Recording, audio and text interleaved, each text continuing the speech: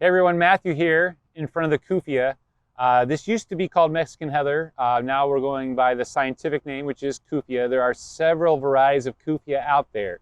We have the Flory Glory here, and we have a few other varieties, but these are a very tough perennial that loves the sun, and the honeybees go crazy for this plant. So if you're into honeybees, they are into Cuphea, so you should check them out and see if you got a spot for them in your garden. Lovely flowers that persist throughout the year, 18, 24 inches tall at the most. They grow slowly. They're not going to get out of hand. They're very low maintenance. I even see them growing down at the beach, a couple blocks off the ocean. So if you're near the ocean, you have salt spray. They can take the salt spray fairly well. And they are a long-lived perennial. They'll give you years of enjoyment. Come check them out. We try to keep them in almost year-round. Great plant, great addition for your garden, and great for the pollinators.